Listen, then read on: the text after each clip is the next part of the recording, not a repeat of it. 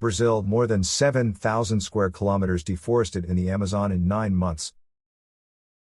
Deforestation in the Brazilian Amazon reached more than 7,000 square kilometers from January to September, an alarming figure despite a 10% drop from the same period in 2019, the year of all records. Official data released Friday by the National Institute for Space Research, INPE, shows 964 square kilometers deforested in September alone, a 34% drop from the same month last year. With 7,063 square kilometers of tropical forests less, the level of deforestation for the first 9 months of the year remains below the level of 2019, 7,869 square kilometers, the first year in the term of far-right President Jair Bolsonaro, climate skeptic notorious. But this total is significantly higher than the 12 months of the 4 previous years: 4,951 square kilometers in 2018, 3,551 square kilometers in 2017, 6,032 square kilometers in 2016, and 2,195 square kilometers in 2015. The deforestation figures remain very high and unacceptable.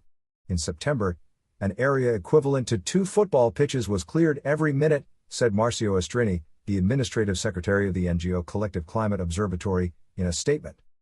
And even though deforestation has decreased compared to 2019, the number of fires increased by 61% in September compared to the same month last year, with 32,017 outbreaks identified by INPE satellites. Over the first 9 months of the year, the total stands at 76,030 households, up from 66,749 from January to September 2019, an increase of 14%. Further south in the Pantanal, the fires broke all records.